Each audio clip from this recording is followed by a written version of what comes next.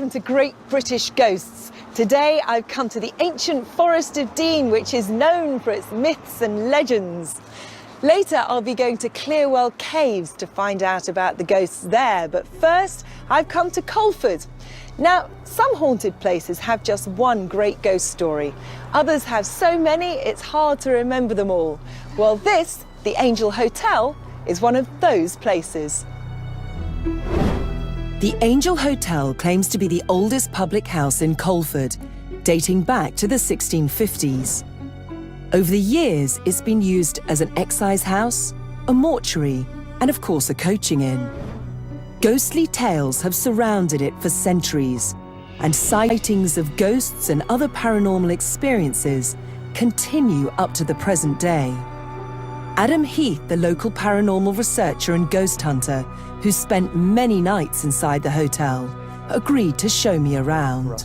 And how haunted is it? Well, in our experience, this is a very, very active, very haunted building. So.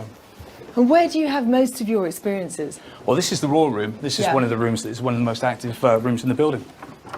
Oh, thanks. And what's happened in here? Well, we were here one night. It was actually on one of our first investigations. We had some equipment set up on the bed here, what we call trigger objects. We had tarot cards, a few things set up. We had a K2 meter, an EMF meter, on the side of the bed here, which I've got in my pocket here. What is that? It just measures EMF, which stands for electromagnetic fields. It gives a visual representation on the LEDs. Everything that gives off a small electrical charge, and there's a theory that high levels of EMF or spikes in EMF are linked with paranormal activity. So if there was a ghost or a spirit, it would have energy and it would set that thing off? Yeah, in our experience, it's well documented that can happen. But we had some trigger objects on the bed here. We had this set up here on the bed like so, and I was over there, that side of the bed, the rest of the team were this side, and we were asking for something to happen, and this actually was thrown off the bed.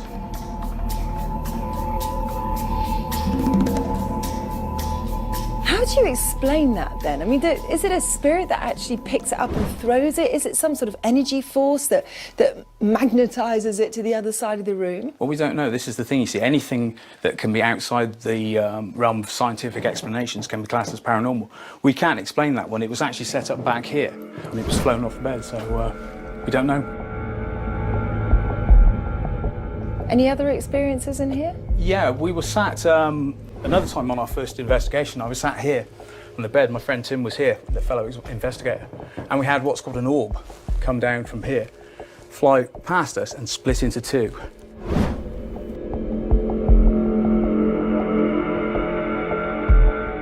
Now, people think orbs are, again, some sort of spiritual energy, but surely a lot of them can be explained away. About 99% of them can be explained away by dust, water vapour, any sort of airborne particle reflected in flash or the infrared of a camera. But there's certain ones that we can definitely say that we can't explain away. We've caught about 4 in 18 months that we're not sure we can't explain away. And once again, that could be classed as paranormal. Why did this one convince you? It was just the way also that it split in two and the way it moved. It just moved against the air draft. It just appeared unnatural, and it split in two. And just at the same time, Tim blinked, almost as if the orb itself went through him.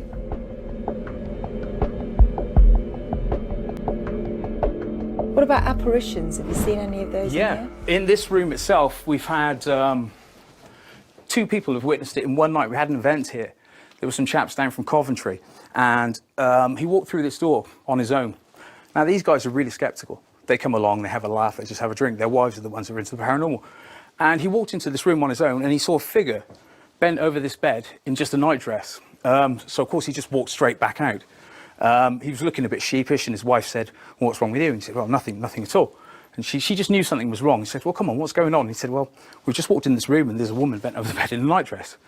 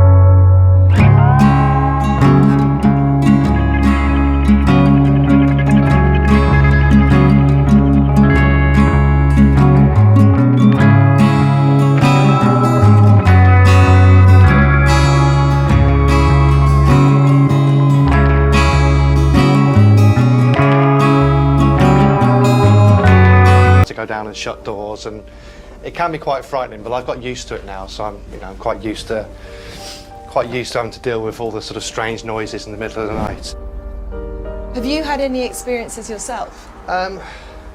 Other than sort of noises, I've not really had any great experiences, but I've heard some good stories as well. So if you just come through here, I'll just show you through here. This is where all the bedrooms are? Yeah, this is, there's three more rooms back here.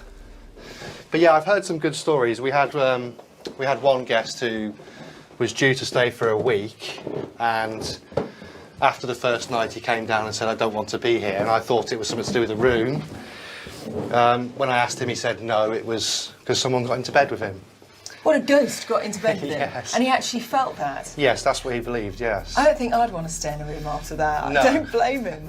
And did he just leave the hotel then? Yeah, he left, he paid up and left. And we had another guy who we had to swap 3 times, so he changed his room 3 times, because every room he went to, he said he didn't like it, it was unsettled. Finally got him settled, then when he left, he said he needed to go back to the room to get his toothpaste, and the toothpaste was gone, and he thought the ghost had taken it. You look slightly sceptical about that story.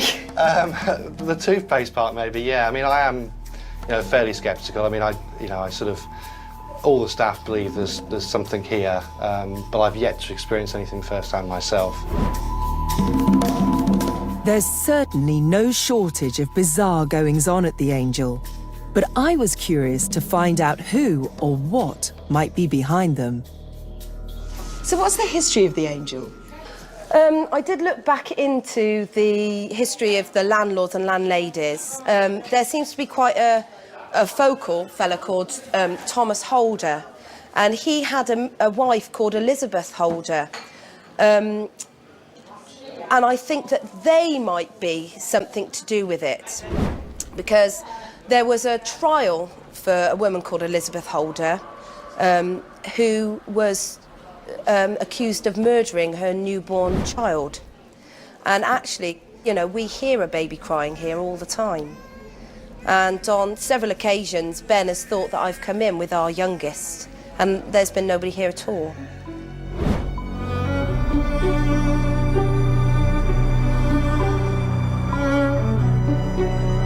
Two staff from the hotel, Stella and Paula, have had regular sightings of a ghost down in the kitchen.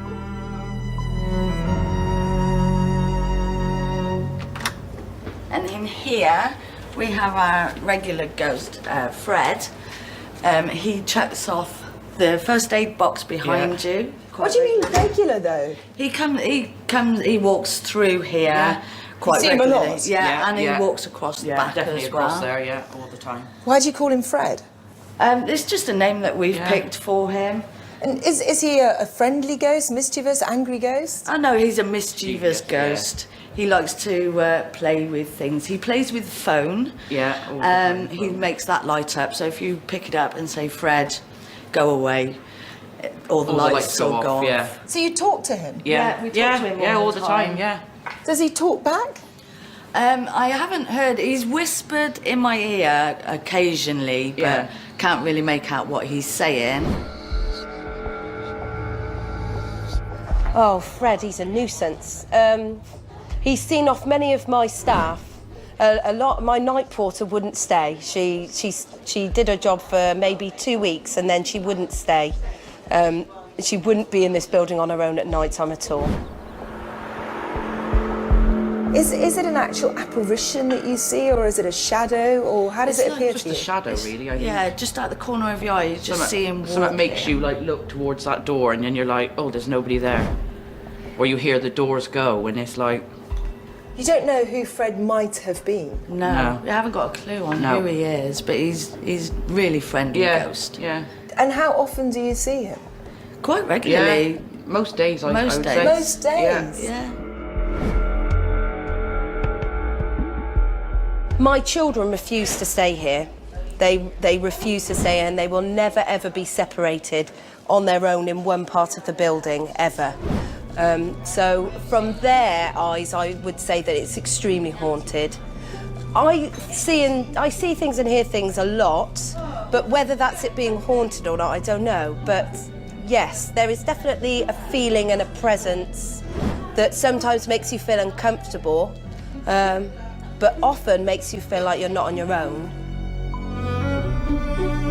I've had experiences up in the hotel. We used to stay here, and we had residents in the hotel, and all I could hear was girls giggling, music playing, people running up and down the corridor, and I thought, well, this can't be the residents because they haven't got any ladies with them.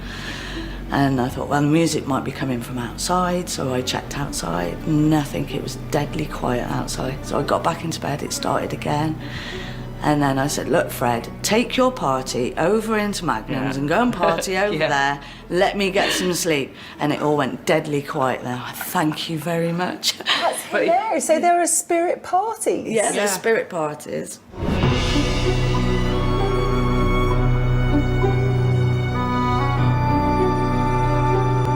Well, apparitions, orbs, things being thrown, EVPs. When it comes to paranormal activity, it seems the Angel Hotel is a very active and rather extraordinary place.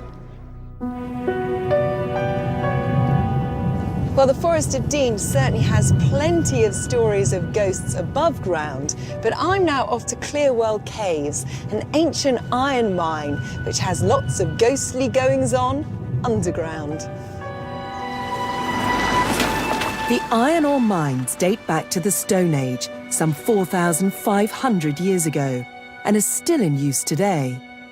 They reach down hundreds of feet under the Forest of Dean, and many miners over the years have reported seeing ghosts and having strange experiences in its caves and tunnels. The current owner, Jonathan Wright, agreed to get me suited up and take me down. This is the lamp room, Michaela. So we'll get kitted up here. Okay. If you follow me in.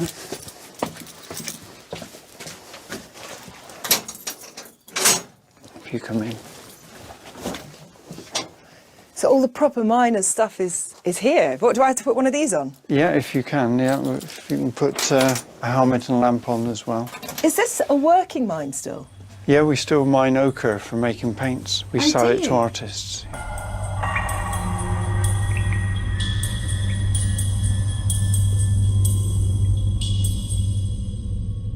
So Jonathan, how long have people been mining the caves? A couple of hundred years or something? About 4,500 years. 4,500 years? That is a lot of history. It's since the end of the Stone Age.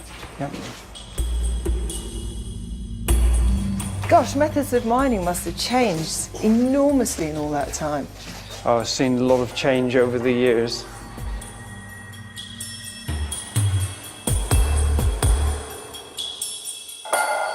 So you've got thousands of years worth of history down here. There must be some good ghost stories.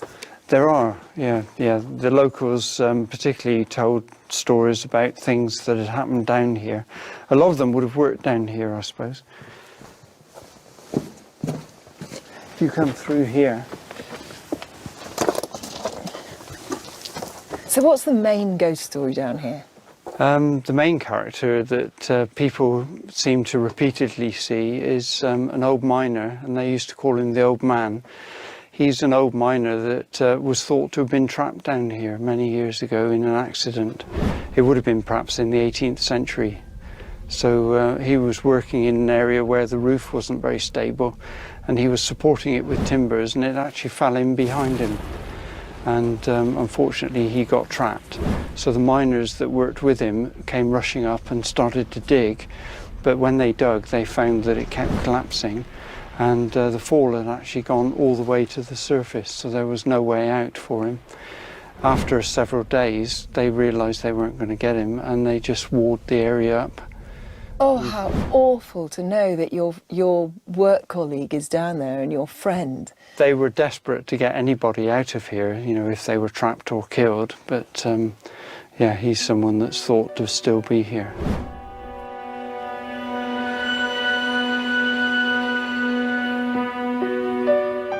And have people seen him in hauntings? Yeah, people have been lost down here when they've been caving, and he's shown them the way out, you know, supposedly.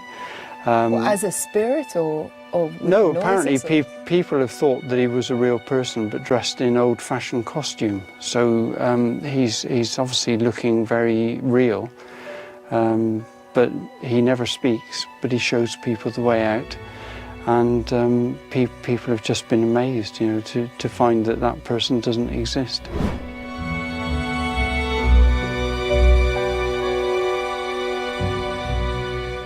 We had an incident where there was a film crew filming, and they brought all their cameras and lights into the bit that, you know, we've been round, and they actually wanted to lay the cables around that route, and they hadn't brought enough cable with them. And on their way up to come and ask us if there was a shorter route, they bumped into an old miner and asked him, and he showed them a route that was ideal and half the distance. But when they went to thank him after they'd put the cable through, he'd gone, and no one knew who he was. And they came up to the surface and asked us about it, and we couldn't figure out who it was, and we asked them if they recognised any of us, and they said no. And so we've never found out who showed them the route, whether it's the old man or not.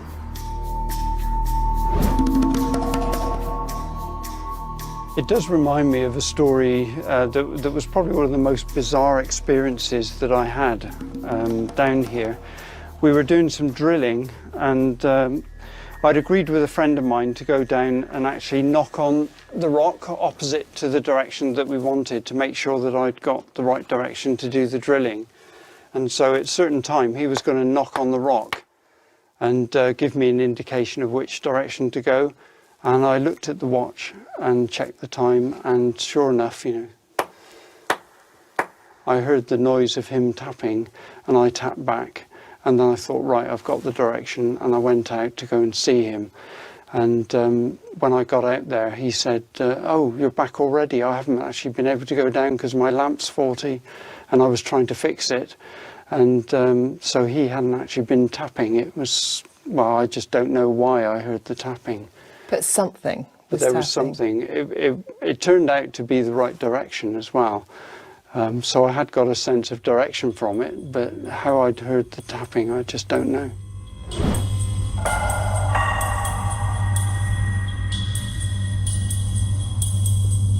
Tim and Adam from Forest Paranormal Investigations have also experienced some unusual goings-on underground. Right down at the bottom, there's a place called the Rabbit Run, which is about a 30-foot long chamber. But you have to crawl on your belly through it, through a puddle, into what's called Pillar Chamber. And I went through there. There's been known to be accidents as well down there, and there's been a few deaths down there over the years. Went down through there. As I came through into Pillar Chamber, there was a figure standing on the opposite side of the chamber to me. Turned around, disappeared through one of the exits there. And I thought it was one of the guys. I thought it was Colin or John. But I looked around, there was no one there, so I ran across to the other side of the chamber, went through the entrance, and there's just a wall there. There's nothing else there, so it just completely disappeared.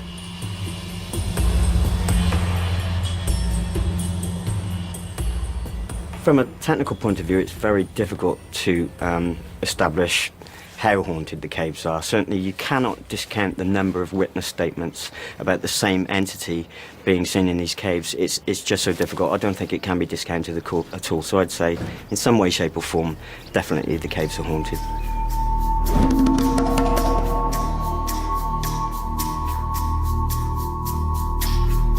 Local caver John Elliott has been down in the caves many times and is convinced that they're haunted.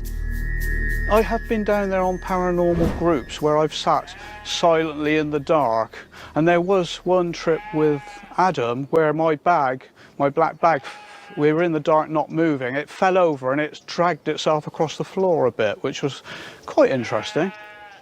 Any idea what that might have been? Well, we were asking for a sign that somebody was around. We felt there was, although I didn't, but they did, and that I think was possibly the sign.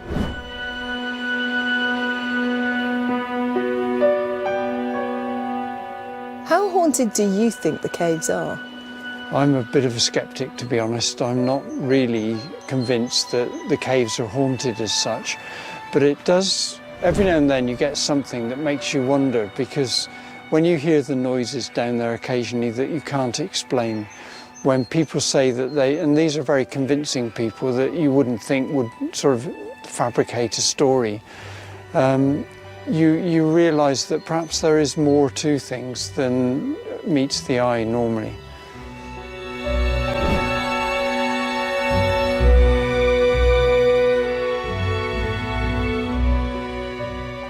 Well, I think these caves are absolutely fantastic. So from haunted caves to ghostly goings-on in inns and hotels, there's no doubt about it that the Forest of Dean is a great place for ghosts. Wouldn't it be great to think, though, that there was a ghost miner helping people find their way?